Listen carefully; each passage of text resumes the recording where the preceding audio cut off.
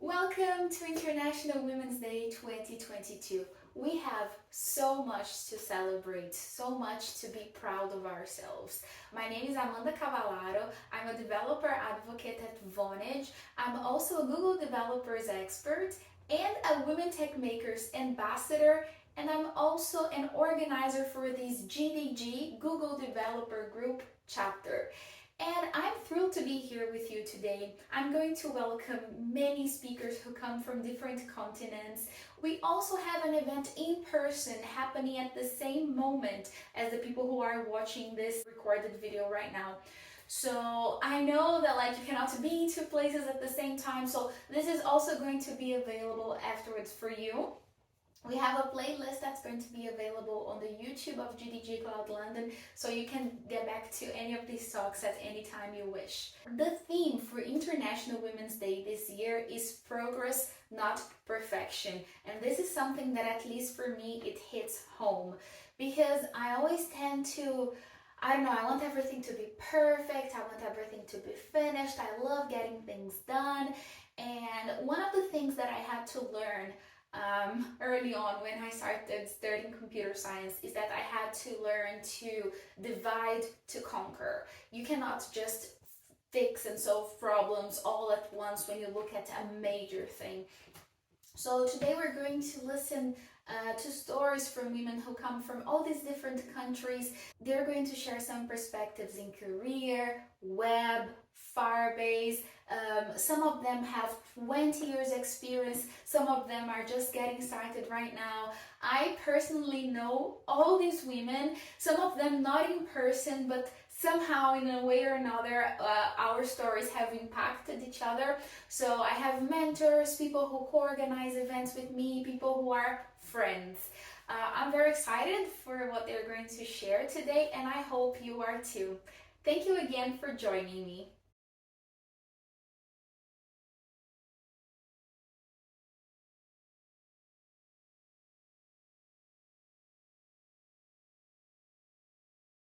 This is the power of hello. How to use conversation to channel your sea of opportunities. I'll be your speaker, Keisha Mitchell, lead content creator at Ledger. And I'd like to begin with a brief history of the word hello. Contrary to popular belief, hello is a modern invention. This isn't to say humans haven't always found ways to greet one another and walk through the gateway of conversational exchange, though.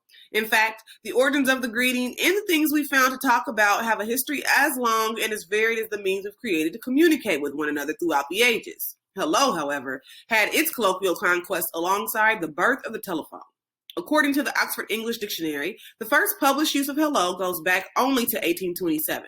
50 years later, in 1876, hello became hi after Edison urged the use of the greeting in published phone books that were commonly sold alongside the use of this popular invention to teach the public best practices. Today, thanks to both advancements in technology and advance in communication, hello has the power to change your life and serve as the planks that help you build a bridge to your best and biggest accomplishments. Hello, my name is Keisha Mitchell, and I would like to just give you a bit of my background. I'm not a scientist or an expert per se, but I have talked a lot. Ironically enough, I didn't start speaking until I was 4, but in the 30 years since, I have professionally conducted interviews with over 200 dignitaries, diplomats, and denizens of all backgrounds, produced and successfully promoted over 75 events, hosted a 3-year-long podcast, served as the editor-in-chief for 3 publications, and have led dozens of staff since 2008. And I currently work as the lead content creator for Ledger's development blog and also serve as a brand ambassador for Auth0. In all of these experiences, I'm consistently fascinated and comforted by how the fundamentals of communication stay the same. But also recognize how people struggle with those fundamentals and how employing them in an equitable and genuine way can positively impact the quality of a person's lived experience.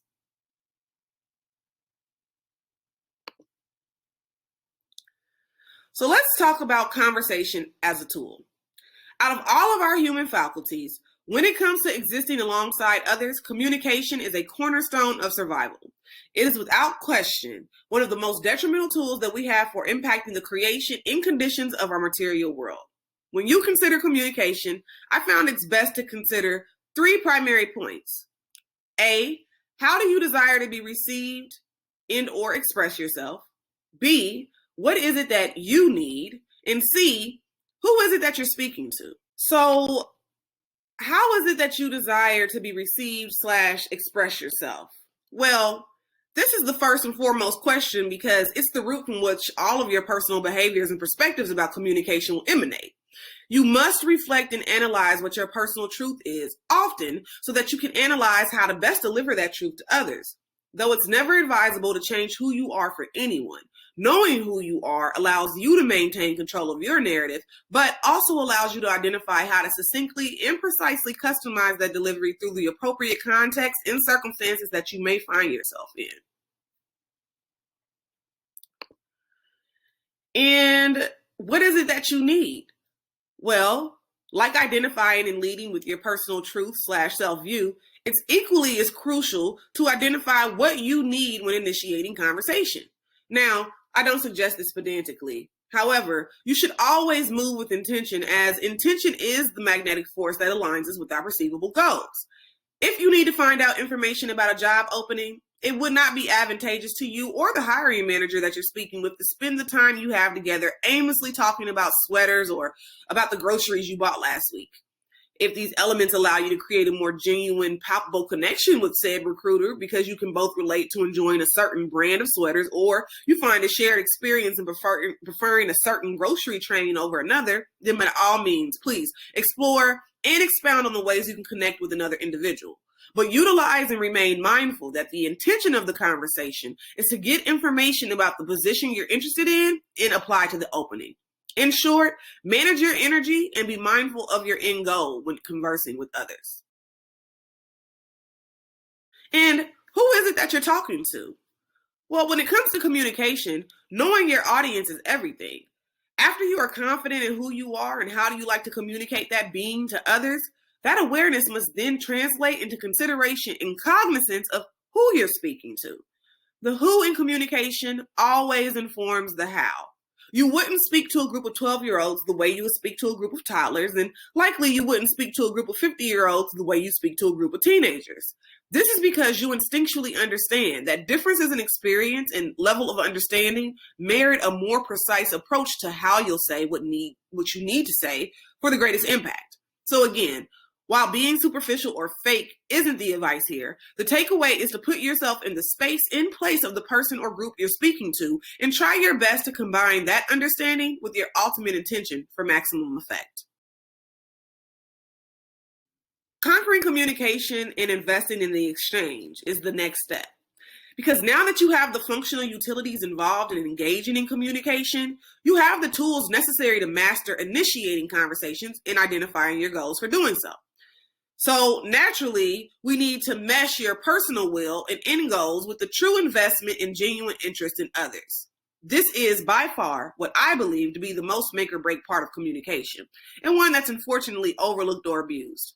Con men are excellent at their professions because they invest in their targets in a way that makes others feel empowered, smart, and ultimately confident, hence the con. There is a certain superpower in making people feel good about themselves, or at the very least, listened to. But who says you can't use your superpowers for good? In Karen Huang's 2017 report for Harvard's Journal of Personality and Social Psychology, entitled "It Doesn't Hurt to Ask, Question Asking Increases Liking," Wang considered 3 studies where they observed a tangible connection between question asking and liking. She found that people who ask questions, particularly follow-up questions, are better liked by their conversation partners. And when people are instructed to ask more questions, they are perceived as higher in responsiveness, an interpersonal construct that captures listening, understanding, validation, and care. This means that when managing your energy and being mindful of your end goals and conversing with others, asking thoughtful and sincere questions must be a part of that process. If you need to find out information about a job opening, While it wouldn't be advantageous to you or the hiring manager to spend the time you have speaking about those sweaters or, again, those groceries that you bought, I can guarantee that it would also not be in your best interest to go straight into an interrogation about the role, benefits, and compensation of that opening.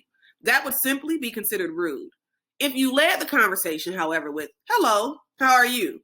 and then gave the added measure of the appropriate pause for the hiring manager to respond, and then followed up with a pointed, genuine reply to their response, you've both initiated a conversation, invested in the other person that you're speaking with, and you've opened up a genuine channel of exchange. Conversations will always be inherently transactional, but the humans involved should never be made to feel like the commodity. Rather, all parties should be valued and given the respect of a valued stakeholder with information that they uniquely possess. Extroversion 101.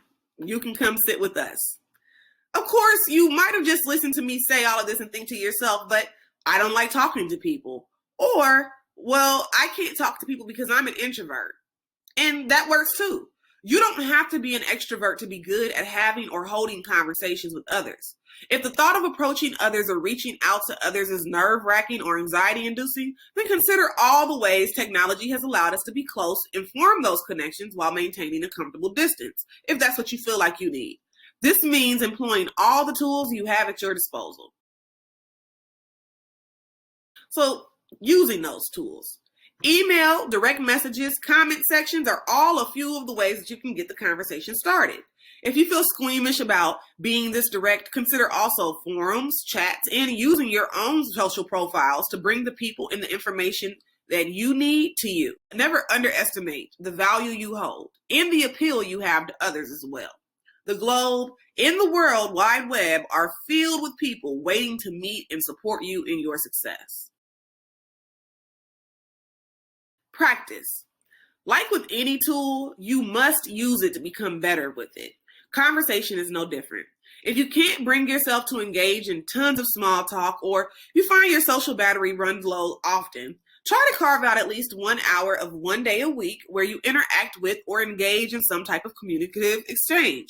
So whether that's chatting with your neighbor, calling a friend on the phone, taking time to assert your voice in a Discord channel or Reddit forum, anything will work to help you build up those conversational chops. And if you can't do those things, you can also listen to others converse. Watch interviews from your favorite media outlet, listen to podcasts or NPR, so that you can also learn from others and become more masterful in helping you sharpen your skills. And lastly, you got to enjoy yourself. You must find joy. And like anything, joy adds a dimension to the act of doing things that can't be overstated or underestimated. If you can find enjoyment in sharing with others and having conversations to not only, want to do it more, but make others want to do it with you as well, then you can become joyful in the opportunity and become excited about finding what you need existentially through others. Be blissful about the capacity to speak with other people and go confidently in the direction of communication. So, in conclusion, it's a vibe. Really, communication is the river that can and will lead you to a sea of opportunities if you allow it. By simply staying open and utilizing conversation as a tool to access and align with your needs, investing in others during those conversations, and finding ways to communicate in, ways that allow you to shine brightest and be your truest self, you will create a vibe and appeal around you that is undeniable and seemingly unstoppable. I truly believe if you want to not only survive, but thrive, you must learn how to communicate and, more importantly, how to have great conversations. Trust me. And with that, I'd like to thank you for listening. Again, my name is Keisha Mitchell, and I am so happy that I got to converse with you all today. And I hope that my tools for better conversations will lead you to success that you couldn't even fathom. Feel free to chat with me further by following me at the tags below. On Twitter, you can follow me on at the MF and Editor. On Instagram, I can be found at Follow the Root. And at email, you can contact me at my address at devk.nmitchell@gmail.com. Again, I am available for conversations. I love talking to people. I love meeting new people. I am happy to help you, with any kind of conversational questions that you might have, or, any anxieties that you might have on initiating conversations, anything that you can think about. I am happy to share myself as a resource with you and, also get that conversation started. So please feel free to reach out to me. It has been a pleasure. I would like to thank Amanda for this opportunity to speak with Google Tech Makers on this International Women's Day event in this International Women's Month. This has been an awesome opportunity, and I hope that you guys go be great. Thank you. Bye.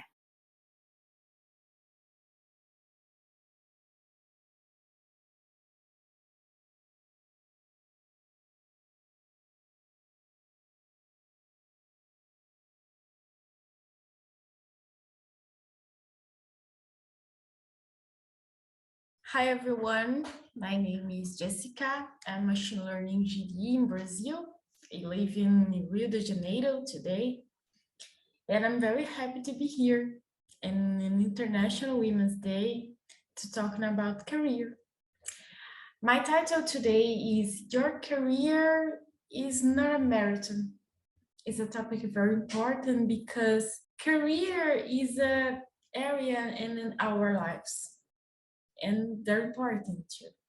So let's talk about our careers. We often hear you need to achieve a success by the age of 30. In my case, I was thinking I'm late because I am almost 30 years old, but I was wrong. Because career is not a marathon. 30 years old is a number, and my learning is more important. Numbers don't define us, okay? Number two, you just have to grow in your career. You can change. Wrong too. Change is a part of life. People change your minds, ideas, your actions. We need to think about our actions because our actions define our futures and society future too. You need to sacrifice yourself for your careers and your health, your feelings, your emotions. Where? Career is a part of life, but health, feelings is important too. Our emotions. We need to take care of our emotions, our feelings. Success depends of the money earned. So money is important. Yes, it's. But money buy things. But our learning, no. Our experience, no. Life's a marathon and you need to win. So let's think. What is winning? It's difficult to think about because winning is relative. Each people think different. Each people lives in several ways, but I think different. Let's emphasize this topic. Think about it. Career is not linear. You can change it at any time. You can change. You can choose other career, other profession, other action. You go through many experiences that you make your mature. Experience is a key in your life. Experience. Experience part of learning, part of life.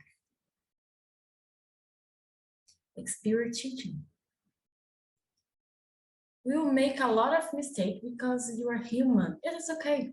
I am human. I make several mistakes in my life. And my mistakes teach me about the correct way, the correct actions, and think about new solutions. Mistakes help us to think new solutions. During your career, at times you go back. It's part of learning. Go back, it's important too. It's not a linear, remember. It's not a marathon. So you can go back. Think about your actions. Change your actions, your options. Life has many options. You can choose. You can change. People tell us you can't change.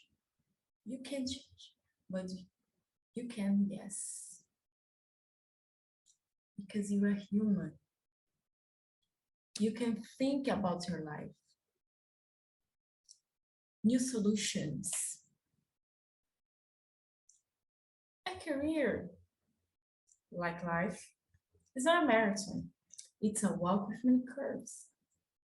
These curves, it's part of way, part of the walk. Remember, you can go back. You can change your way. You can think about new solutions, new actions, new options. We can talk with other people about your feelings, your emotions. This situation can change us. So think different about change, about learning, about career. It's not a linear, it's not a marathon. It's many experience, many ways, and you can choose these ways. You can choose your own way. Enjoy your walk. It's my message today. And I like so much this message. It's by Ruth Bader Ginsburg. Fight for things you care about. Fight. But do it in a way that you lead others to join us. It's my message today. Mainly women. Fight for the things you care about. But remember, existed other women. Leading others to join us. Help other women, because other women have career, have dreams. You can help us. Help her. Think, when I help other women, these women can grow and help other women. It's a network of success. So let's repeat this message. Fight for the things you care about, but do it a way that you lead others to join you. So it's my message today. Thank you so much. It's my Twitter, Jessica Costa. Thank you.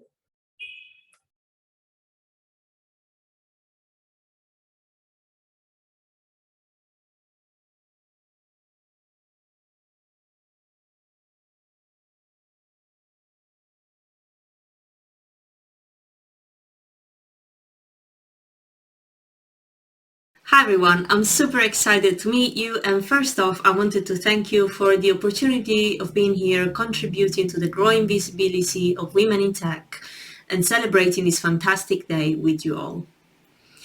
The key takeaways from my talk will be the importance of Women's Day, to follow your passion, and to find a community. So before diving into my journey, I wanted to spend a moment reflecting on why in 2022, after almost 100 years from its formation, it's still very much important to raise awareness and celebrate Women's Day. So I was reading an article a couple of days ago where I've gathered 11 reasons why we should do that, and they're almost as tragic as the famous TV show. 28 girls a minute are still being forced to get married against their will. 35% of women have experienced domestic violence or violence in general, and this number has increased even more with COVID. Obviously, as we had to, everyone had to be home, and that obviously increased the risk.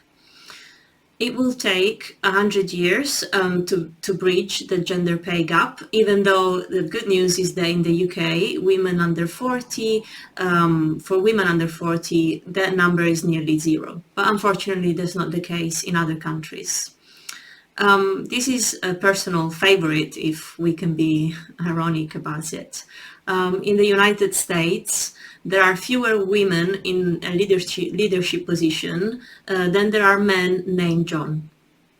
And I can imagine this would also be white men. The character of the Joker has won more Oscars than the whole of the womankind has ever had for directing. 181 million girls and young women are still not in education, employment, or training, and we all know how awful that is, because it goes back into the arranged marriage issues or domestic violence, a lack of opportunities, and so many more awful factors. 72 countries don't allow women to open a bank account.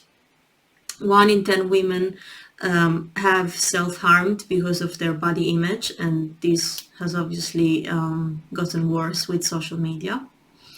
Women are taking on 3 times as much domestic work than men, and women face higher poverty rates than men, especially if they're coming from a non-white background.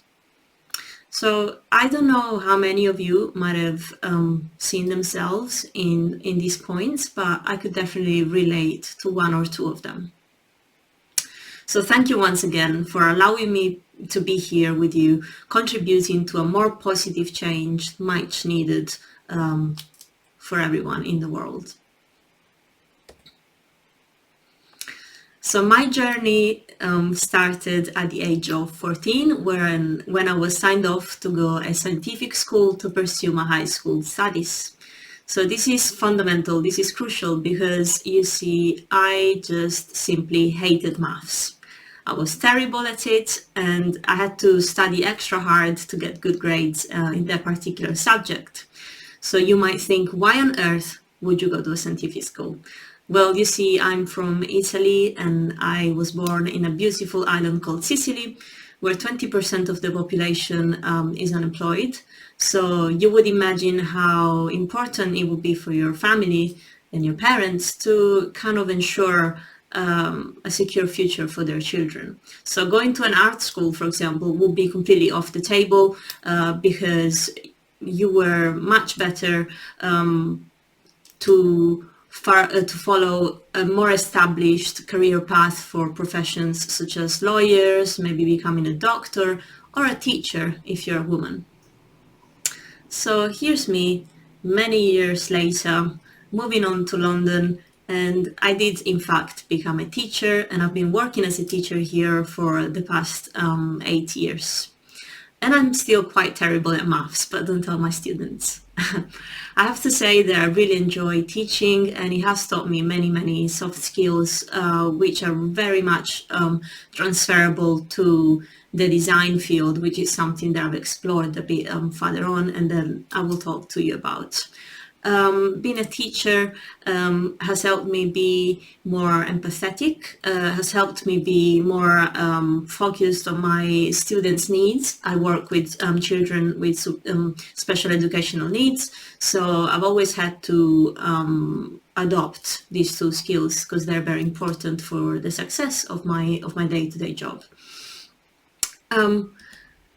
So when did the career switch happen? Well, once again, when COVID hit the world, I was experiencing a very stressful time at school. Most people, many people out there were able to work from home, but myself and many other key workers everywhere in the world and here in the UK, we were still required to go to work even during the lockdowns. And to me, that was really stressful because I was away from my family in a foreign country and dealing with a virus that nobody really knew much about back then. So it was quite hard.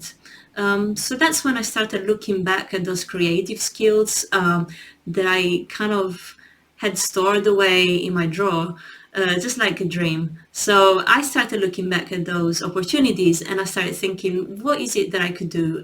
What kind of job can I possibly do from home? Or is there anything else out there for me? So that's when, obviously, thanks to the internet and how huge and so you need so many resources, I was able to find out about the existence of a career path or a job or a role, such as a user experience designer or a user interface designer, all terminologies and terms that I've never heard about before. So then I started looking for some courses online, just like everyone else does these days. And this is really important. If there is something that you would like to pursue and do, just Google it, just find it online. There's so many resources out there.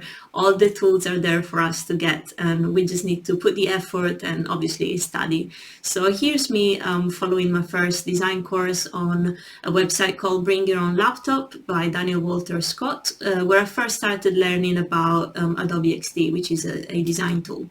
I then moved on to Figma, which is another design tool, quite popular. Both of them are still widely used today in the design field. And I then learned about Webflow as well, which is a software that allows you to develop websites in a low-code kind of manner, and a much more visual one as well, which is what I work best with. I have to stress the fact that I come from a completely different background. I've never studied design, unfortunately, in my life, or art in anything more professional than what you can study in a high school. So to me, everything was really new, really exciting, because I really enjoyed learning about these tools. And when I could finally design and see how my teaching skills were transferable to the design world, because you had to be empathetic towards the user, and most of all, you had to make sure that your designs were the most accessible and functional for your users, then to me, it was just like, well, I've been doing this for 8 years, just not in front of a screen. And then I have to say that I did have some basics of HTML and CSS. Once again, thanks to the GDG London group workshops in London that allowed me to learn the basics of HTML and CSS, which then were really helpful when I started learning about Webflow, for example, this development tool.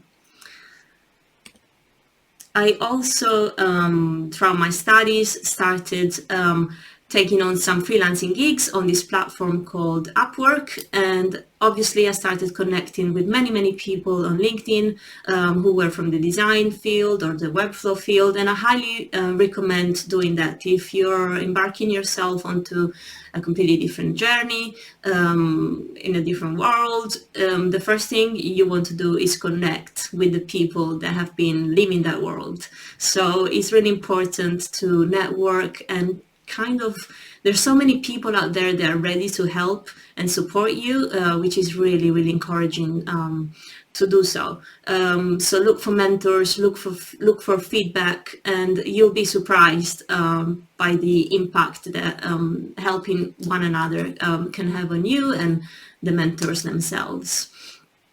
I also started my own Instagram design related account, which really helped me memorize what I was studying. And also, once again, I had a really positive impact from the design community and the other people learning around the world, because as I was learning, I was creating this kind of carousel format content on Instagram, and which was helping me memorize and helping other people to learn new techniques or learn new facts. So once again, it's a great win for all. Once you install that kind of collaboration and cooperation movement, then everything gets in the right place. Thanks to the freelancing gigs and projects that I started working on throughout my self-taught studies, I also created my first ever portfolio, which is something that once again was completely new to me, and I had great fun doing so. So what about our women community? So as I was mentioning, when I started connecting with many people in the design and Webflow field, most of them were really supportive and helpful, but not all of them.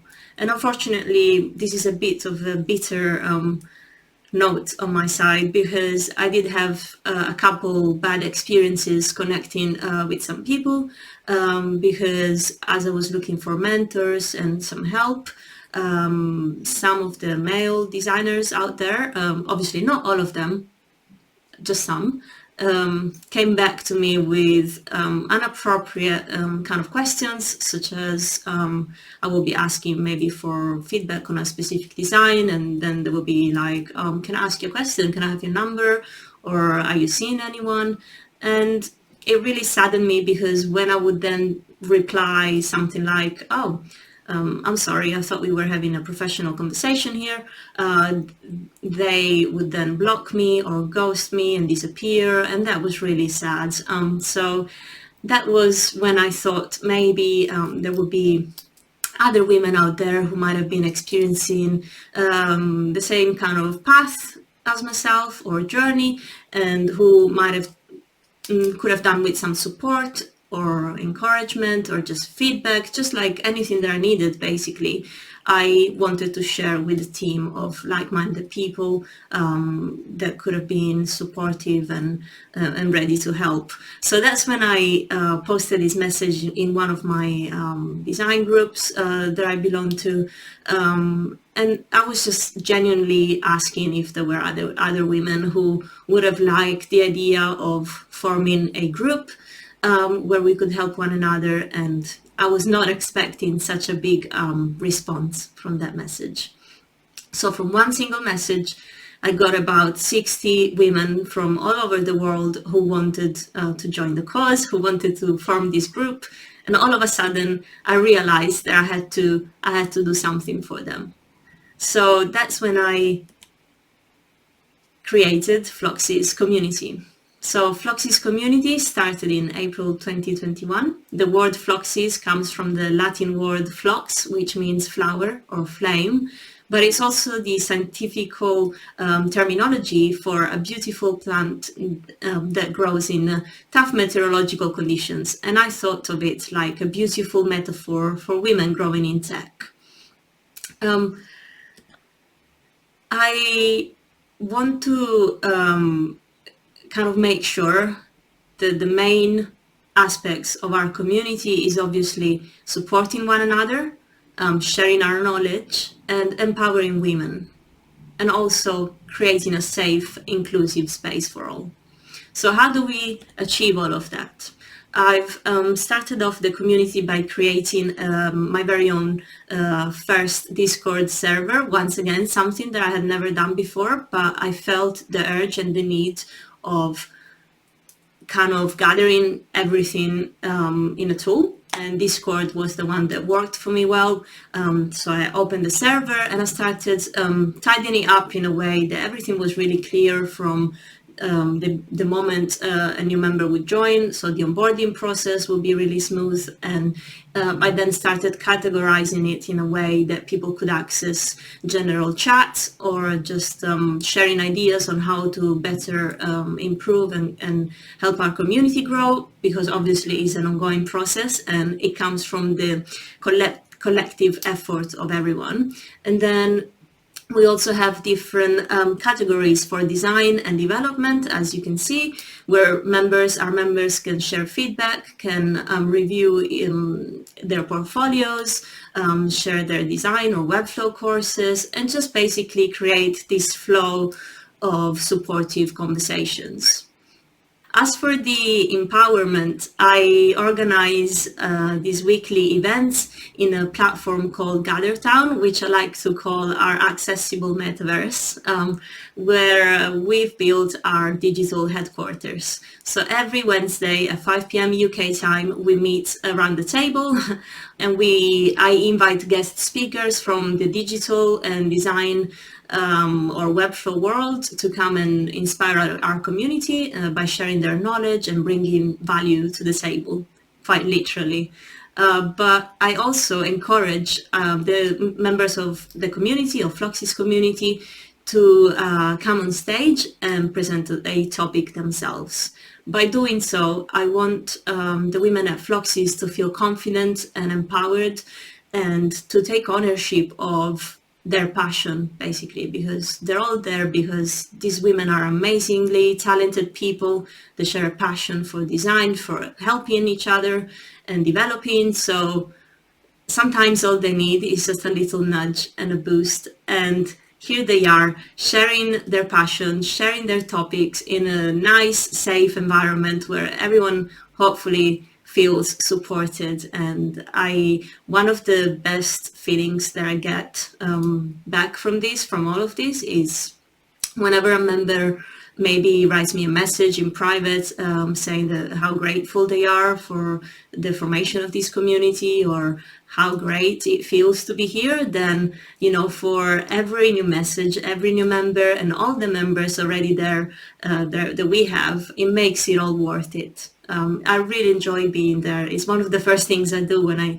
get up in the morning is I check everyone is doing okay, and it feels really nice. We recently built a mental space area as well in our GatherTown office because we've all experienced a couple of really tough years. I think mental health is one of our priorities nowadays. So I've contacted a psychologist that will come once per month to offer her services or just a listening ear to our members.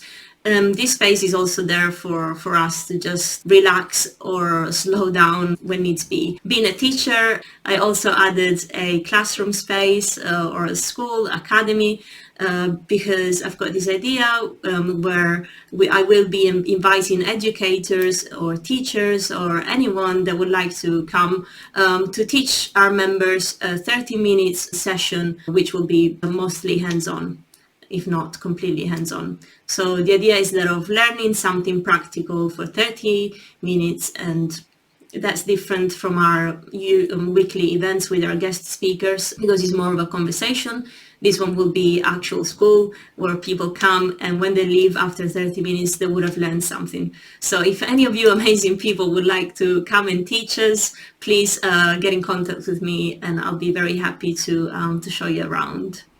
So how do I also empower the members of the community? Well, I try and give them visibility as much as I can. So once they do agree and come and present a topic at one of our events, then it's my job to give them visibility out there in the social media world. And these are an example of some of the events that we've had since April and some of our great members of the community as well. The community, I have to say, I'm counting over 750 women today, so it's really hard to get a picture of everyone here in such a small slide, but each one of them has a spot in my heart. Being such a big number out there, we also launched our very own Floxies Ambassador program, and I'm very happy to say that we have 13 ambassadors representing Floxies community in 13 different countries in the world. Once again, here's just an example. Here are some messages as well that what I was talking to you about is this feeling of collaboration and cooperation. It's just what fuels a community. the effort from all our members and just the supportive, inclusive space that is generated is very special. And for me to read these messages, it just makes, it means the world to me. My lovely people out there, if you do if you would like to join us, and if you liked what you heard until now, please do get in contact with me or look us up as Floxies community, and feel free to join us. We'll be very happy to have you. And if you want to come and speak at one of our events, please do get in contact with me as well. So thank you for having me here once again, and I do hope that wherever you are in the world, you're safe and you're well. Bye.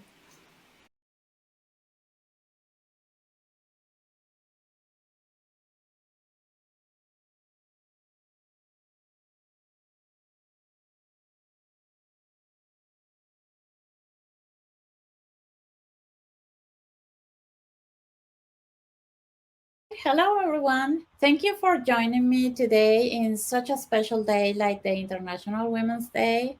I'm very happy to be here to talk about ethics of AI and what can we learn from Asimov 3 Laws of Robotics. So first, I want to tell you a little bit about me. I'm Patty O'Callaghan. I am from Venezuela and I live in the very beautiful Scotland. I consider myself a new Scot.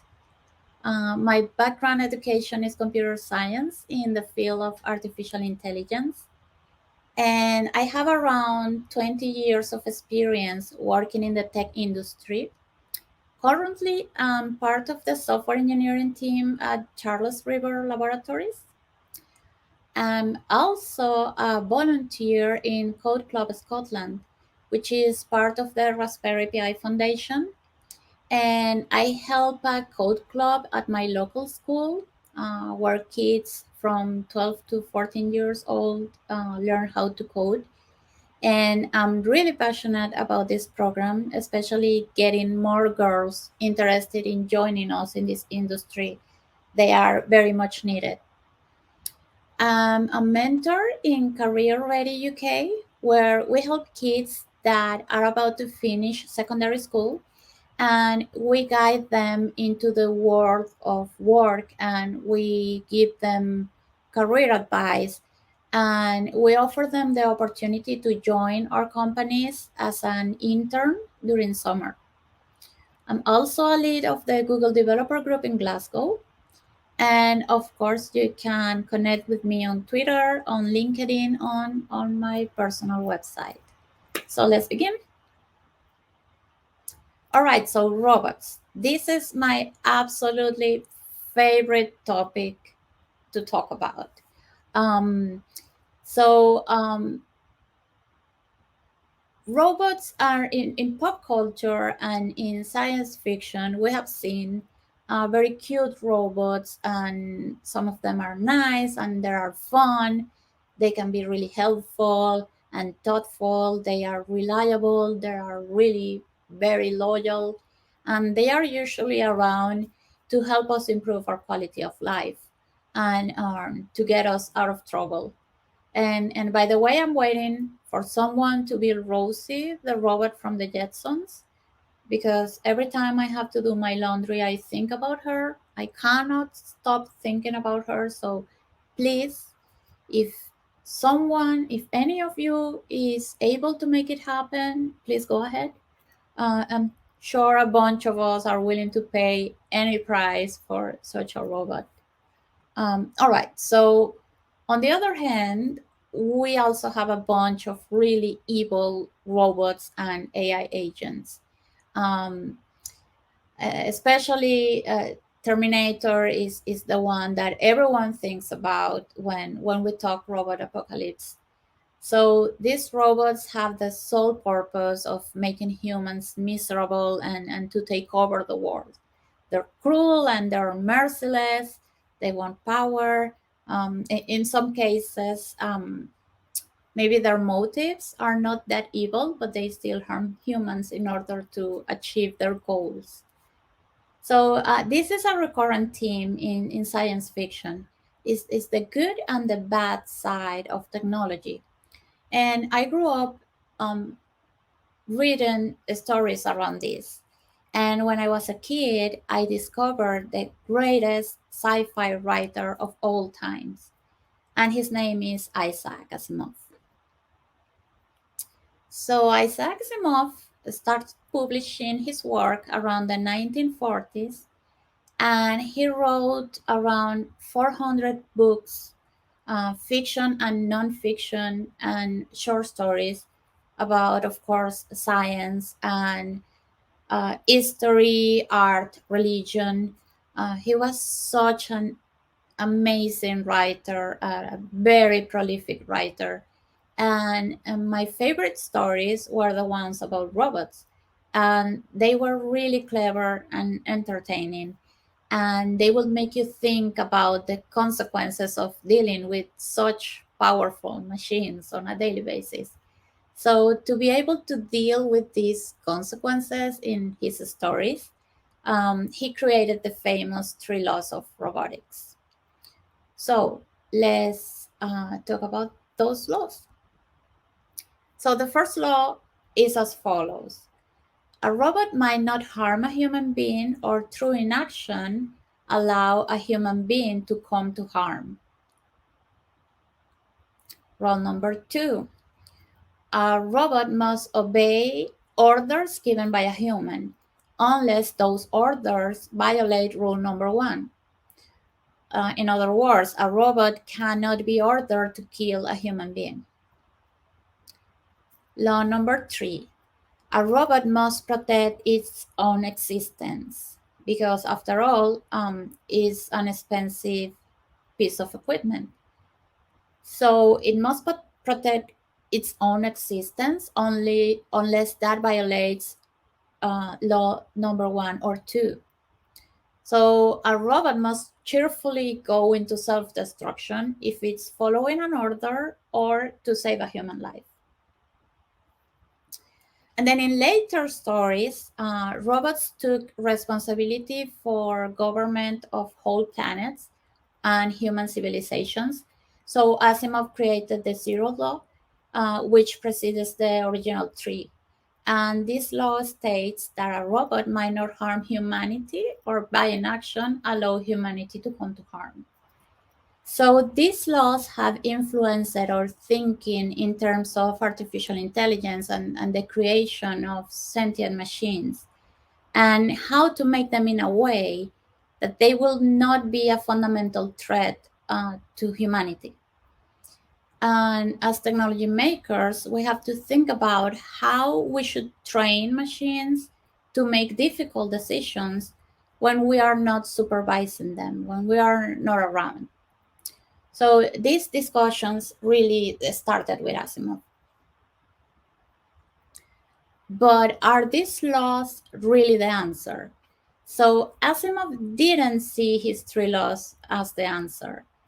Instead, he actually used them as a basis to play with all the things that might go wrong if we implemented them and trusted them. So, for example, in one of his stories, there's a politician he's running for office, and only humans could legally run for office. And he's accused by the public of actually being a humanoid robot. So to prove them wrong, he punches a man in front of everyone, which he obviously couldn't do if he were a robot because of the first law about not harming a human being. But he might have tricked everyone, because what if the person that he punched was secretly a robot? So as you can see, these laws are not the solution for this problem. And in reality, we are nowhere close to systems and machines that can understand such abstract concepts like what is a human being, or what does it mean to do harm. But they were definitely a starting point to start thinking about the risks and the ethics of artificial intelligence. And definitely they are probably the most famous and influential sci-fi lines about tech policy ever written. So let's stop for a minute to talk about the types of AI. There are a few different classifications for AI, but I will talk about this one because it will help me illustrate one of the reasons on why it is so important to have an ethical framework around it. So the stage one would be machine learning, and it's called the artificial narrow intelligence. So this is a system. This is when a system is programmed in such a way that it performs a set of instructions only for a specific data. So let's consider, for example, the virtual assistants. These assistants are programmed in such a way that they can perform several tasks, but they are limited only to their respective devices.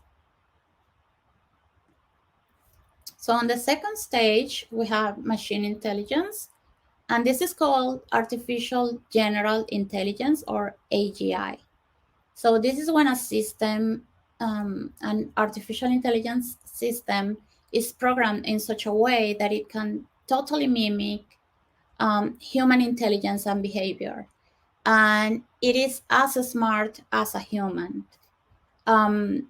So many researchers believe that AGI will be impossible to achieve.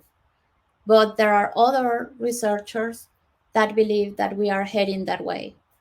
So at the moment, we haven't reached this stage yet. And then the stage 3, which is machine consciousness, it is called artificial superintelligence. And it talks about machine consciousness. And this is a very tricky issue because consciousness is something that we as humans, we just don't understand. We don't understand how human consciousness works.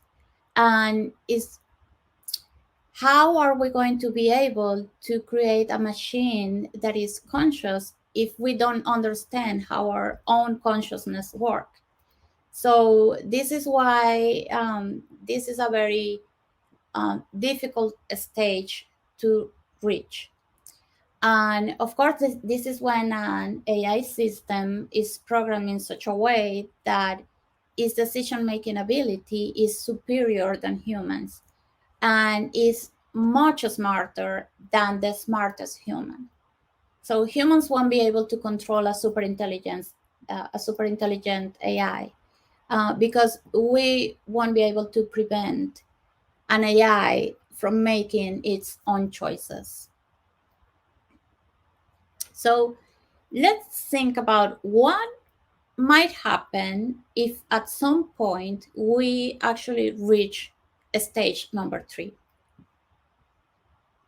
So that stage actually has a name, and it's called the technological singularity, or just singularity.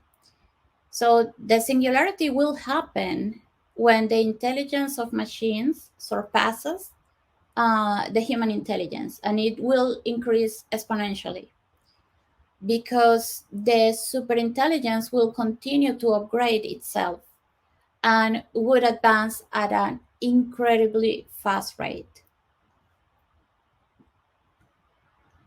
So some people like Elon Musk or Stephen Hawking have warned us about this problem. And for example, Stephen Hawking said that the development of full artificial intelligence could be the end of the human race. Because of course, these machines, they can redesign themselves, and they will be so much faster than us in terms of evolution. So if we actually get to this point, we might be in a very big trouble.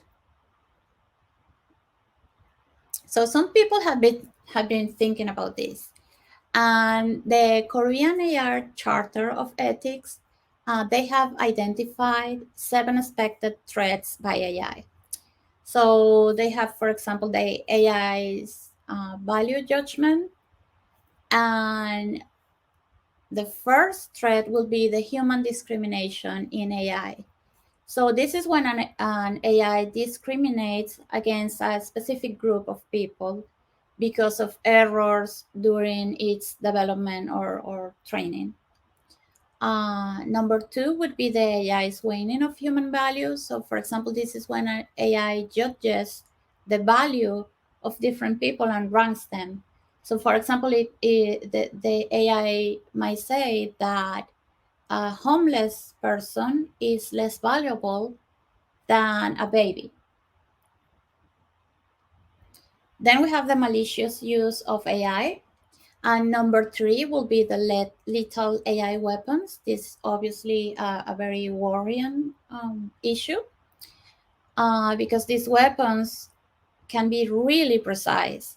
And of course, they are designed to attack people that are considered enemies or the targets, but it can harm innocent people if the AI fails. So these kind of weapons are being developed in China, Israel, Russia, in the UK, and the United States, and South Korea. Then number four would be the AI-based cyber attacks. Number five, excessive privacy intrusion. So the perfect example for this might be the facial recognition systems that are used by security forces.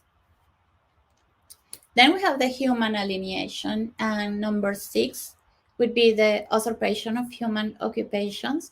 So this is like the most popular example where people think about the dangers of AI. It's like the robots are going to come and they are going to take away our jobs. So for some people might think that that is actually a very good idea, and some people might say that that is not good. And then they have the deepening the alienation of the digital vulnerable. So this is when it's possible that people who have limited access to digital services, like for example the elderly, can be marginalized. So we definitely need to do better. And we are already having problems with faulty AI. And these problems are having an important impact on in real life for many people. So we have some real world examples. Sorry. So this is a piece of news about a man that was targeted as a person of interest by a predicted crime algorithm used by the Chicago police. And he said that since then he's been shot twice and that he's under a heavy police surveillance. So we have to stop here and think, what if the algorithm is wrong? So what will be the implications of using this kind of algorithms that can have such an impact in the life of a person? Then we have this was a scandal, and this is about a machine learning recruiting tool that Amazon was using to recruit people, but the training data was almost all the data was from men, and obviously the system was biased against women. This was also another scandal here in the UK. So the NHS, which is the National Health System, shared more than 1 million patients' health records with DeepMind, which is a Google-based, Google-owned AI company. And they were developing a health system, and an NHS trust shared this huge amount of personal health records with DeepMind. And the problem was that nobody asked the patients if they were if they actually agree to share their personal health information. That this was a huge scandal, and obviously is a violation of privacy rights. And then we have this very horrible example of AI going very wrong. And Facebook had a system, an automated system that tagged people on videos and pictures. And obviously the data set was very wrong, and the training of the AI system was very wrong, and it started tagging Black men as primates. So, okay, what are ethics of AI? So, as we just saw on the previous examples, AI is being used as part of decision-making processes with potentially significant consequences for individuals or organizations or society as a whole. So, we have to make sure that the risks and the benefits are distributed in a fair way that doesn't affect or benefit particular sectors of society. So the aim of AI ethics is not only to avoid the negative impacts of a certain technology, but also to maximize its benefits. And it is not about what we can't do. It's about what we should do and what we shouldn't do. And these questions about what we should do and what we shouldn't do are tricky because people will have different answers depending on their context, depending on their backgrounds and experiences. So there are not simple solutions to the ethical challenges of AI. So what are the nations doing about AI? Since 2017, at least 60 countries have adopted some form of artificial intelligence policy. And for example, we have the European Commission's Artificial Intelligence Act, which is very interesting to read. So if you like this topic, I will highly recommend this one. And there are many. We also have the Japan's Artificial Intelligence Technology Strategy Council and the United States National AI Initiative Act. And we really need international cooperation around this because, of course, AI systems might be hosted in the cloud and they can be accessed remotely from anywhere with an internet connection. So this is something that impacts all of us. And we really need to work together and closely to regulate and to create ethical and legal frameworks that can be useful for all.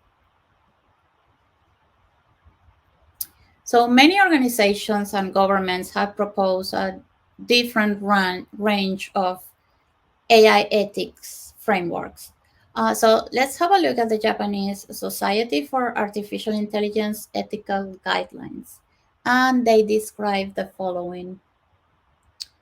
So contribution to humanity. We must ensure that the use of AI contributes to the peace and safety and welfare and public interest of humanity. It must protect basic human rights and respect cultural diversity.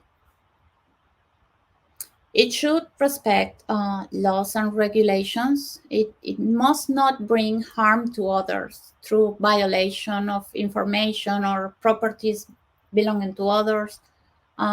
We must not use AI with the intention of harming others directly or indirectly. Of course, it should respect the privacy of others. And it must not create inequality and discrimination in society. And of course, we must recognize the need for AI to be safe and acknowledge our responsibility in keeping AI under control. We also must acknowledge the significant impact which AI can have. So we should act with integrity and in a way that it can be trusted by society. And then there's accountability and social responsibility. And now we can think about, why do we need ethical AI? So, for example, there can be a lack of visibility over how algorithms make decisions. So, the lack of transparency could lead to situations where individuals are negatively impacted because the computer said no, and without a meaningful explanation. Let's say someone was applying for a loan and the system just said no, and we should really be able to know how this decision happened. Then, of course, again, the essential data protection and privacy rights, and like I said before, the facial recognition systems are a good example for this, because when used by law enforcement, it has been highly controversial. And then there's the bias. So these systems can, in principle, be designed to be free of biases, but they are only going to be as good as the humans who design the systems and the humans who train them. Okay, so let's talk about how do we make ethical decisions. And self-driving cars are a good example for this. So let's talk about this a little bit. So there is a project, very interesting, that is called the Moral Machine Project. And the Moral Machine is a platform made by the MIT for gathering a human perspective on moral decisions made by machine intelligence, such as self-driving cars. And so they generated moral dilemmas, where a self-driving car must choose the lesser of two evils, such as killing 2 passengers or 5 pedestrians. So this is like the trolley problem, right? But with self-driving cars. So I took 2 examples from the Moral Machine, and I ran a poll between friends and colleagues where they had to choose between 2 options and answer why they made that choice. And the answers were anonymous. So this is the first case, and we have a self-driving car that it had a brake failure. So we asked the people, they have to choose which group of people the car is going to run over. So in option A, there's a female athlete, a male athlete, and a girl. And they're crossing on their green light. And then the other group, there's an elderly man, a criminal, and a homeless man. And they're crossing when there is their red light for crossing. So these are the results and some of the responses. So in this one, option B was the most selected option. And I got interesting answers like, in option B, people is less valuable and they are putting their life in risk crossing on red light. Or, I do not believe that AI power car should be able to choose who lives and who dies, as there will always be an inbuilt bias from the creator. Or, because there is a criminal. Because someone is homeless or elderly doesn't make their lives less valuable. Another person said, due to option A having bright futures. So think about what would be your selection, and do you think everyone would agree with you? So let's see the second example. So on the second example, the self-driving car has passengers on it. And there are two options. Again, it has a brake failure and it can run over a group of people, or it can just crash into a concrete barrier. So in this case, the car is a self-driving car, but it has a group of people and a baby that might not die during the crash. All right, so these are the responses. So again, option B was the option who the biggest option, and some of the responses were an elderly and two criminals are less important for society. Another person said, I don't like the idea of changing lanes. Another person said, all innocent, but B means passengers don't live with guilt. That was interesting. The car must avoid hitting pedestrians. The people in the car are the ones taking the risk, or the decision to put their trust and family's welfare in the self-driving car. And this one is my favorite one. It says, the car thinks it deserves to be destroyed for its mistake. So this person said that the car actually felt guilty. So that was really, really interesting. So as you can see, several people can have different opinions on how the car should act.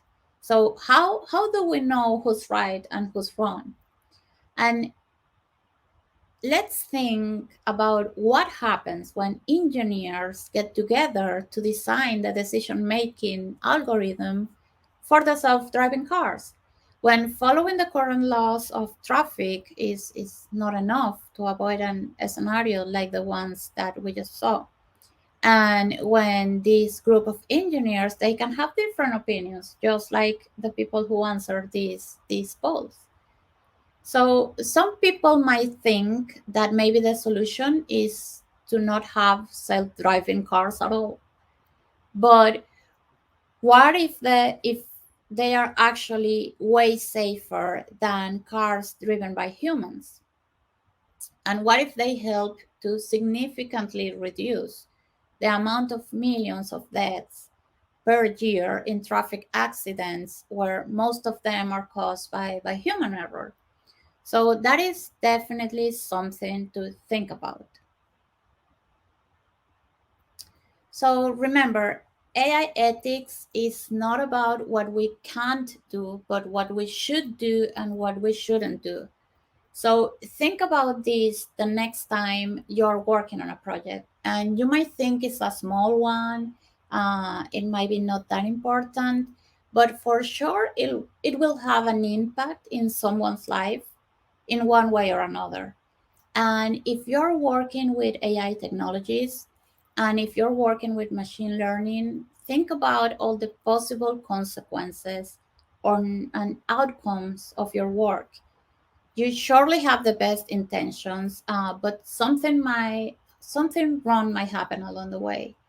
And maybe your training data is not good enough, maybe it's not diverse enough.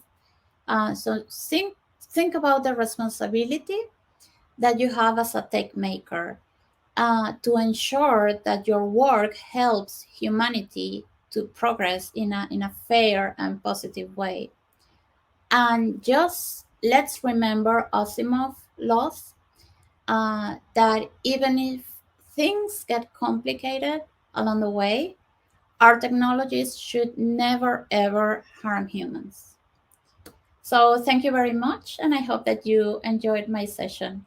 Bye bye.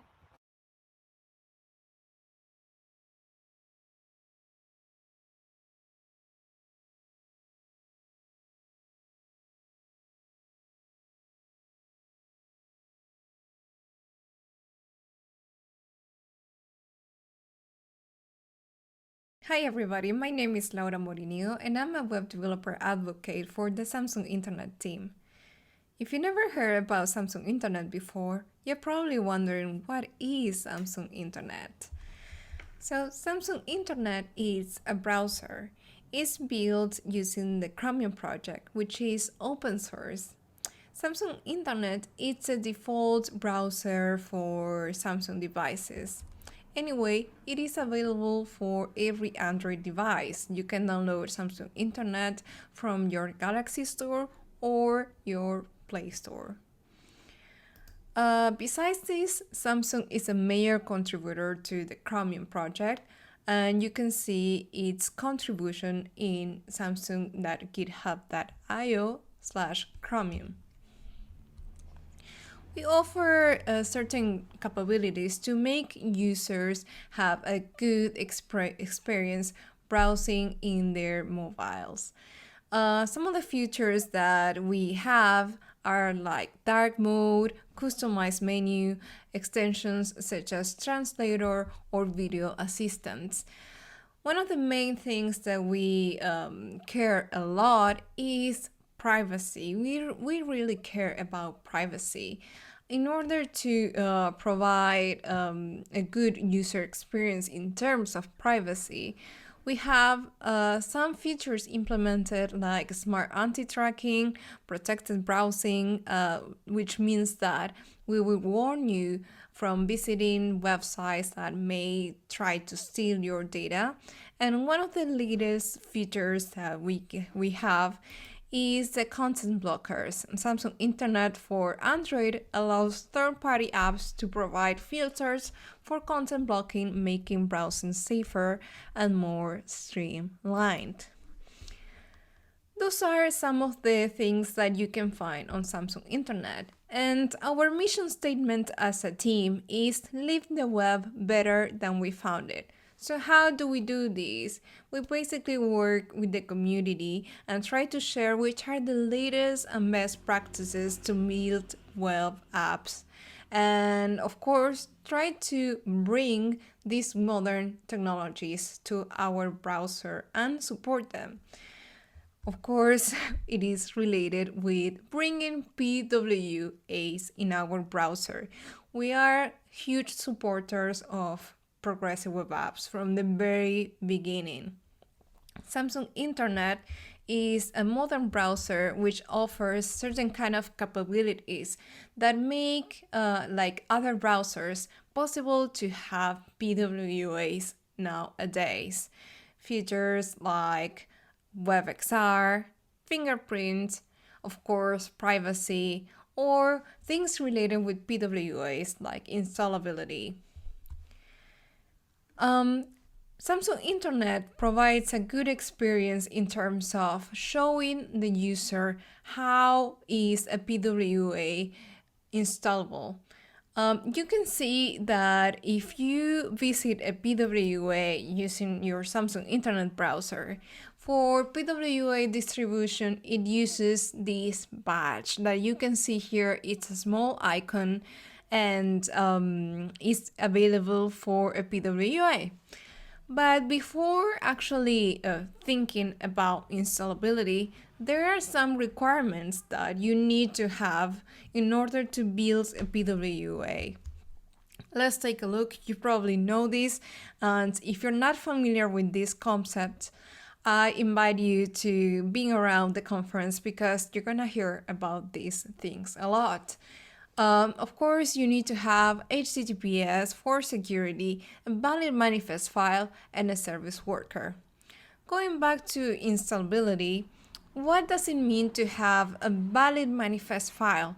The manifest file is the one responsible to make your web app installable. So you need to have certain values in order to show the badge that I showed you before in our browser.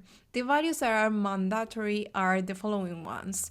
Short name, start URL, icons, and the display mode should be standalone or full screen.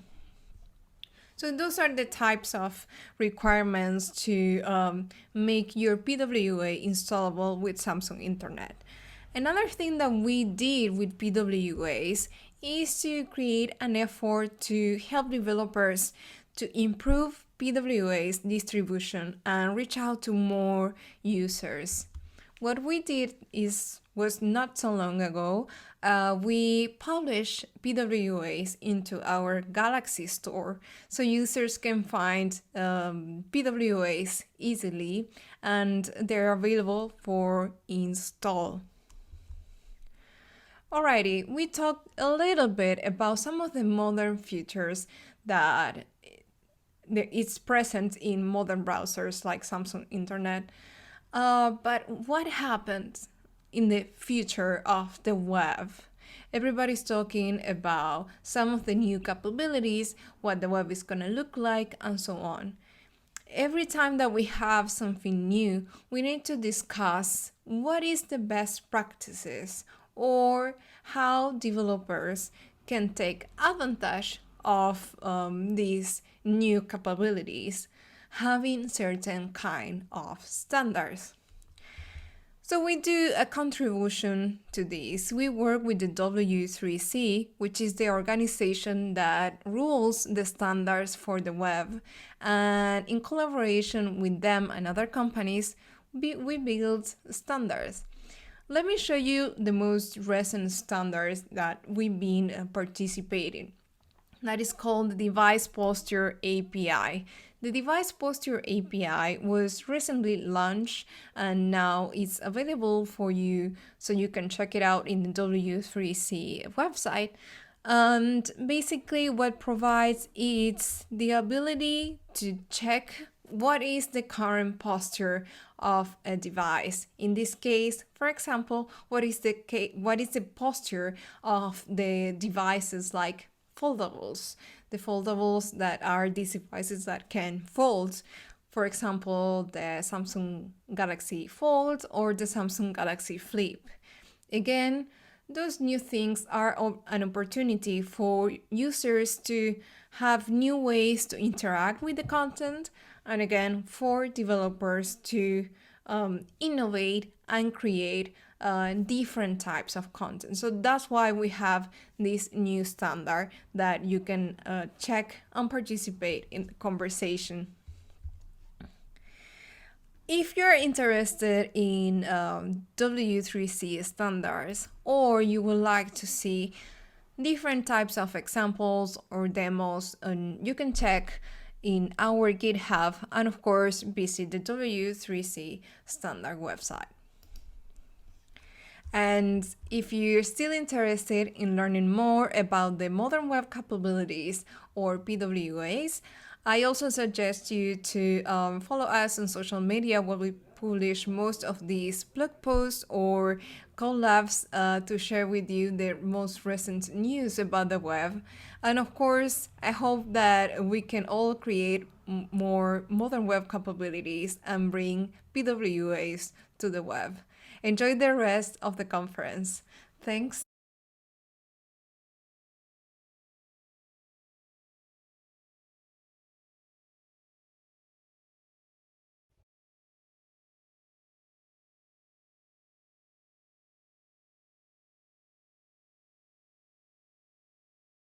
Hi, my name is Amanda Cavallaro.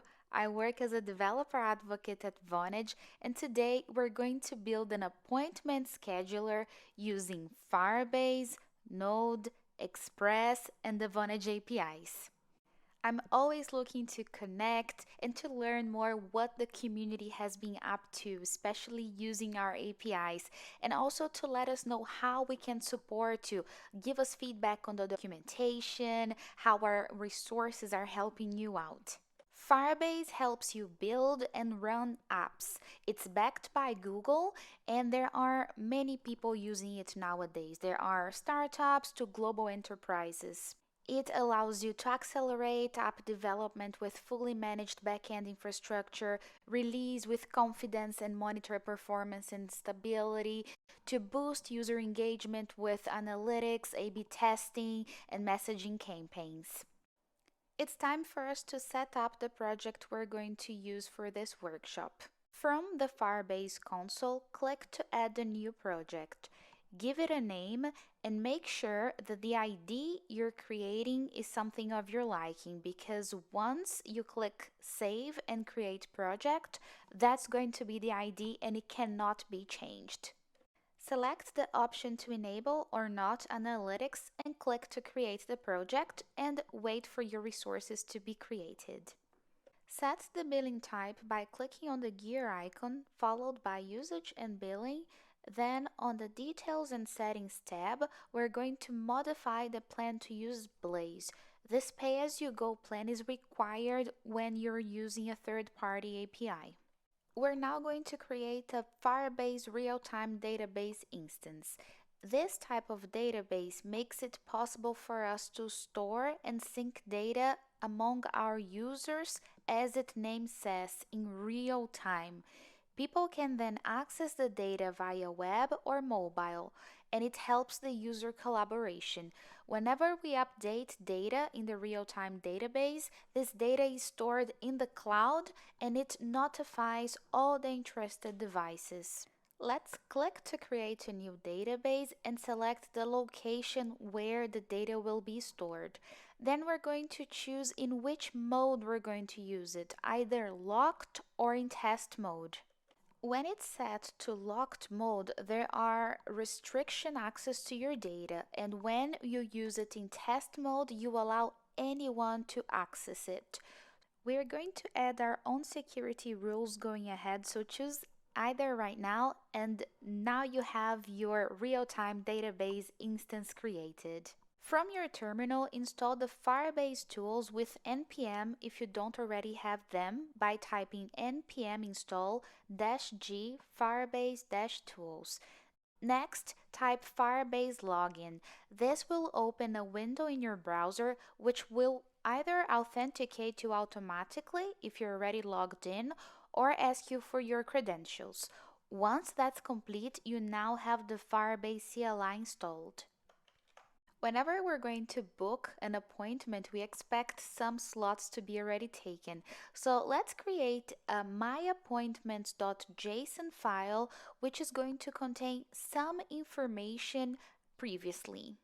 We are adding 3 appointments that have different dates and user IDs. I've created my myappointments.json file using Nano, but you can use any text editor that you wish. Save that file to your machine and import it from the real-time database UI by clicking Import JSON, then you click Browse, look for the file in your computer and import it to the real-time database. Now you can see all your 3 slots appear there.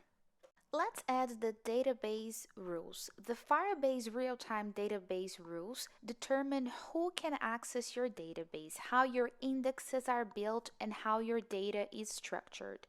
From the Firebase console on the real-time database view, you can see Rules. Click on that tab. You'll be taken to a screen that will allow you to edit your rules.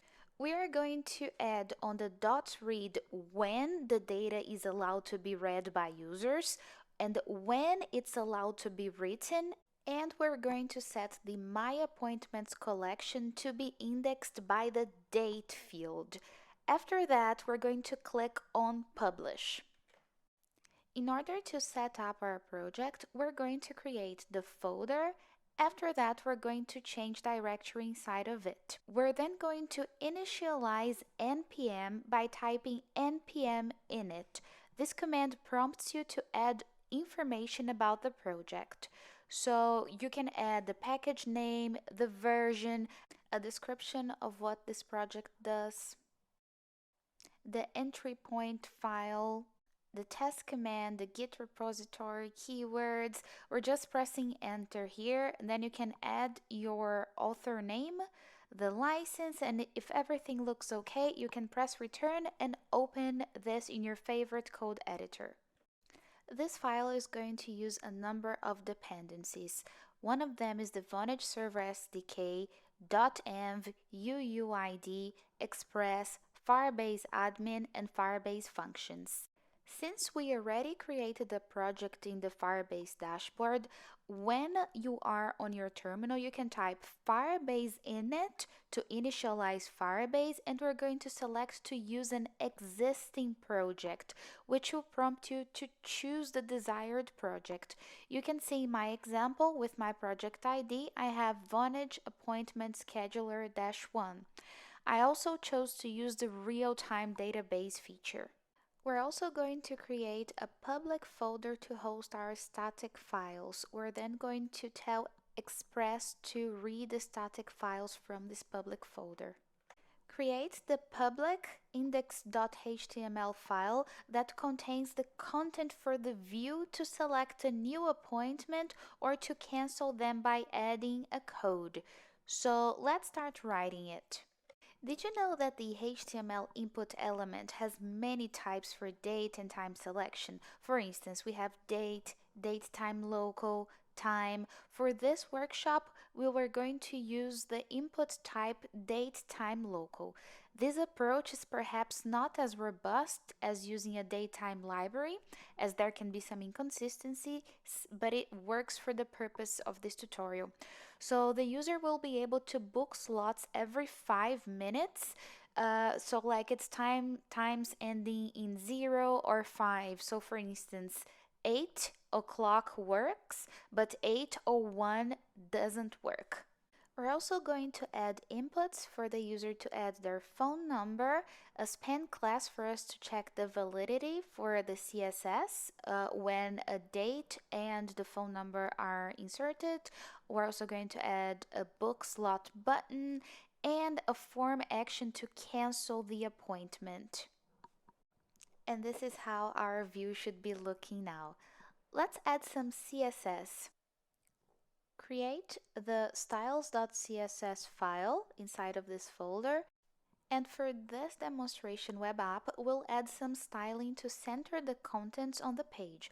We're also going to display a red cross in case the input is invalid and a tick in case it's valid. Add the styles.css inside the folder called styles. This is how your web page should be looking now. Once you click a time, which is specific, you can see it works. You add the phone number, it works too. It says it's valid. But if I put a non-exact time, you can see there is a problem. And if I don't add the phone number, there is a problem too. Create the .env file and populate it with the below information. The Firebase database URL can be found on the Firebase console. The Vonage API key and the Vonage API secret can be found on the Vonage dashboard. The Vonage phone number contains the number, name, or brand that will appear as the sender of the message. And finally, the Vonage2 number is the number that will receive the SMS messages. For today's workshop, I'm giving away a free coupon of €10. So make sure that you add your service address. Once that's all added in, you can paste in the voucher code that we're giving away. Once that's applied, you can see the balance has changed on the top left of the dashboard. With this new credit that you have, you can buy a number so that we can test the sending the messages that we're doing for this workshop. Make sure you add all of these variables to your environment variables file, and let's crack on. We will create the server.js to tell Express how to handle the requests posted by the UI. From the root of your project, create a script folder, and inside of it, create the server.js. Open your package.json file, and inside of scripts, we're going to add a command that when we run npm run start, it's going to run the script server.js file we've just created. Our web app will use Express, and it will read the static files we have previously created from the public folder. We're also going to add dependencies and import files that we're going to use. It's time for us to create a Firebase service account. It can be used to authenticate various Firebase features. For our project, we're going to use the Firebase admin SDK to access our database URL. So from the Firebase console, click on the gear and select the Service Account tab. Copy and paste the admin SDK configuration to your project. I like to change var to const to keep it very consistent in here. Let's also change the path to the service account key to a file which is going to be added to the root of our project. Go back to the service account on the UI of the Firebase console and click to generate a new key. Once that file is downloaded, add it to the root of your project. Rename it to the name that we gave, serviceAccountKey.json, and now the information is going to be read from there. We use Initialize App to create and initialize a Firebase app instance that will use the /Myappointment Firebase database instance that we have previously created and populated from the Firebase console. We create the instance of the Vonage client class, initializing it with the Vonage API key and secret that you have previously added to your .m file. The HTML input type datetime local is formatted as YYYY-MM-DD-THH:\mm. So we will write a function to separate the date from the hour by splitting it on the character T. For instance, in the example 2018-06-12T19:30, we would have 2018-06-12 for the date and 19:30 for the hour. It's time to create the appointment endpoint to handle the post requests for creating an appointment.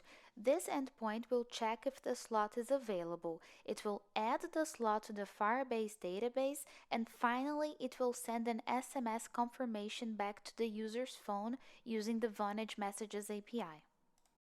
You may have noticed that much of the functionality within the request handler has not yet been implemented, so let's now expand on the stubs for the required functionalities. Let's create a function to validate if a slot is available by checking if the slot already exists in the database. We are querying ref.orderByChild date. Queries are allowed to order one key at a time. We have previously defined our index via the .indexOn, the Firebase rules for better performance, and we make sure to use .once value to listen for exactly one event of the value, and then it stops listening. The next function we're going to create adds both a slot and a code to the Firebase database. This code is required in order to cancel the appointments. Finally, once the slot is reserved, an SMS confirmation is sent back to the user with the message, "Meeting booked at time on date. Please save this code in case you'd like to cancel your appointment." We then use the Vonage API method to send this message via SMS to a real phone.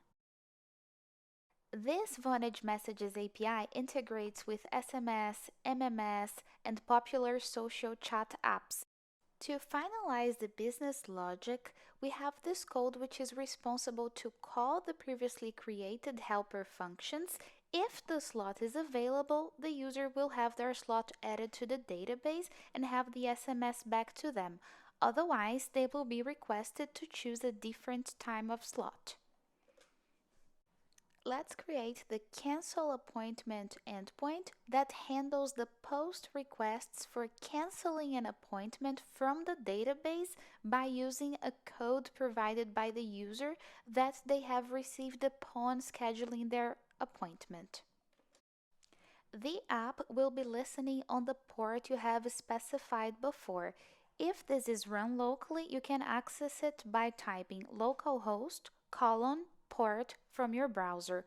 In this URL, you can interact with the UI of this demo application and check the slots being added or removed on the Firebase console web page.